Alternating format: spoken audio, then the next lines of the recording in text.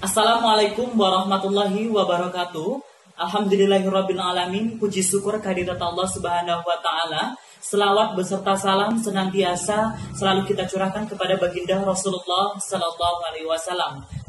Sebelumnya, izinkan kami memperkenalkan diri terlebih dahulu. Perkenalkan, nama saya Joni Saputra sebagai pembuka dan sekaligus presenter pertama. Dan saya didampingi dengan dua rekan saya, Sayuti sebagai presenter kedua dan Nanda Rasbima Sagala sebagai presenter ketiga.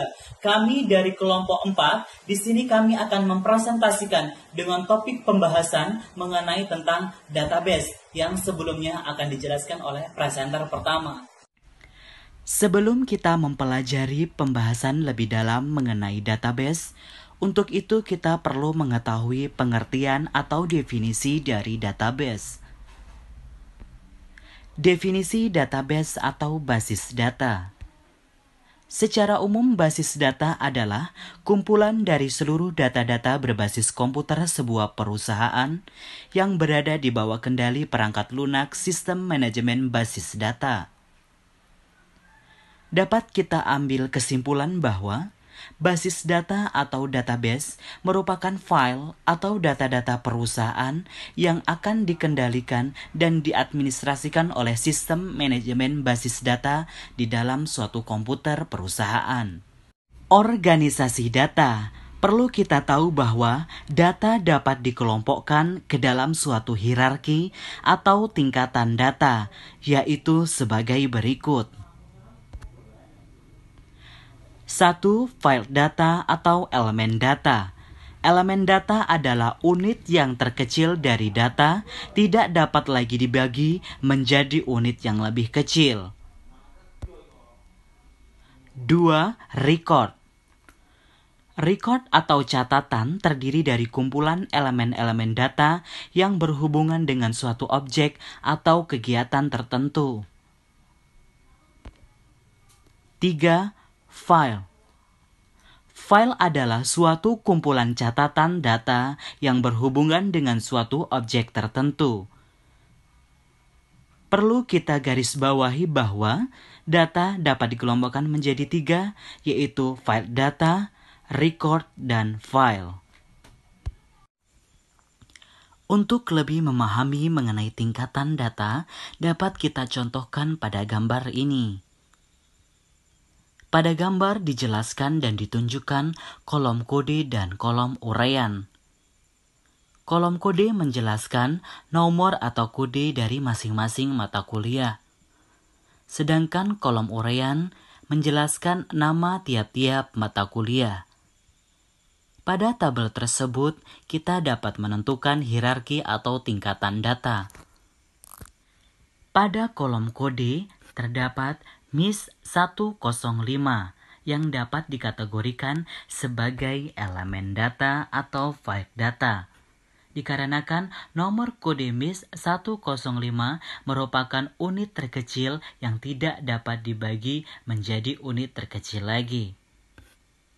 Begitu juga dengan MIS 305, POM 250, MGT 300, dan seterusnya. Sedangkan pada kolom uraian terdapat literasi sistem informasi, yang merupakan nama mata kuliah. Literasi sistem informasi dapat dikategorikan juga sebagai elemen data, karena merupakan unit terkecil dari data. Termasuk sistem manajemen basis, data, pengantar manajemen, operasi, pengantar manajemen, dan seterusnya dapat dikategorikan sebagai elemen data. Sedangkan seluruh kolom kode dan kolom uraian membentuk baris-baris di dalam tabel yang dimana elemen data dan record yang bergabung dapat dikategorikan sebagai file. Yang dimana file menciptakan pengelompokan atau penggolongan secara mendasar dari seluruh data yang akan digunakan dalam pengambilan keputusan dengan bantuan komputer. Assalamualaikum warahmatullahi wabarakatuh. Perkenalkan, nama saya Sayuti. Saya akan melanjutkan presentasi dari rekan saya Joni Saputra yang membahas tentang database. Sekarang saya akan menjelaskan tentang struktur basis data. Sebelum masuk ke penjelasannya, kita lihat lebih dahulu yaitu struktur. Apa itu struktur? Struktur itu adalah suatu yang disusun atau yang dibangun. Sedangkan basis markas atau gedung yang tempat berkumpulnya sebuah data. Sedangkan data itu representasi nyata atau sebuah fakta. Jika digabungkan, struktur basis data ialah cara data diorganisasi agar pemrosesan data menjadi lebih efisien. Struktur ini kemudian diimplementasikan melalui suatu sistem menjadi basis data yang terdiri dari 3 struktur basis data: hierarki, jaringan, dan relasional. Struktur basis data hierarki itu adalah serangkaian data yang permodelan dari basis data yang berkaitan dengan karakter, field atau data, record, file, tab atau table dan table. Yang kedua itu struktur basis data jaringan, yang dimana struktur basis data jaringan ini perkembangannya dari struktur basis data hierarki, yang relasi antara entitasnya networknya itu 1 ke 1 atau 1 ke banyak atau one to many.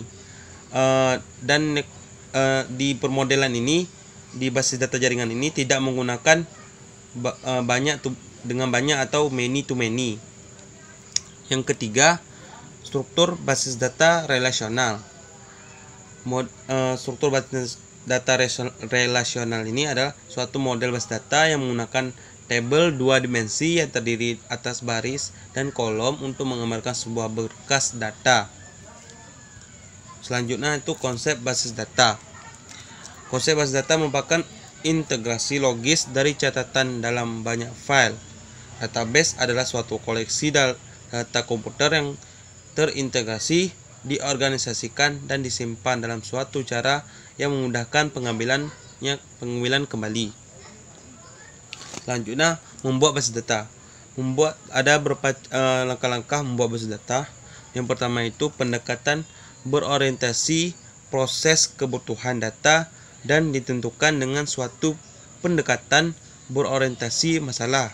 Seperti gambar tersebut, yang pertama itu define the problem, selanjutnya identify necessary decisions, yang ketiga describe information needs, dan yang keempat determine the necessary processing, yang kelima specify data needs, dan yang keenam data specification.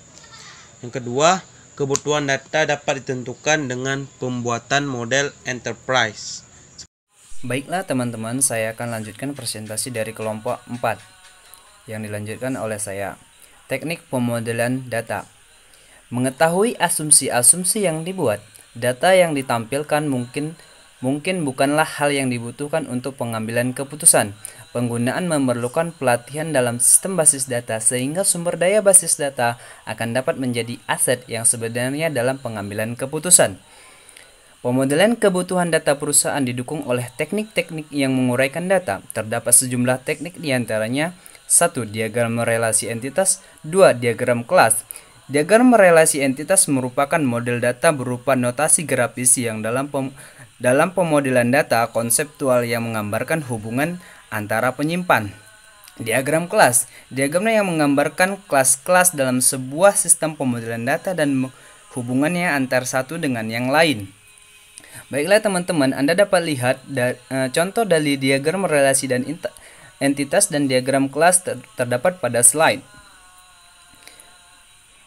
Menggunakan basis data. Metode umum yang dipergunakan untuk mengakses basis data yang disimpan dalam suatu sistem manajemen basis data terdapat 2. 1. Laporan dan formulir. 2. Query. Laporan dan formulir adalah suatu bentuk penyampaian data, berita, keterangan pemberitahuan, atau pertanggungjawaban baik secara lisan maupun tulisan. Formulir adalah lembaran kartu atau kertas yang di dalamnya terdapat data atau informasi. Baiklah, yang kedua adalah query. Query adalah semacam kemampuan untuk menampilkan suatu data dari database database di mana mengambil dari tabel-tabel yang ada di dalam database. Namun tabel tidak semua ditampilkan tetapi sesuai dengan apa yang kita inginkan.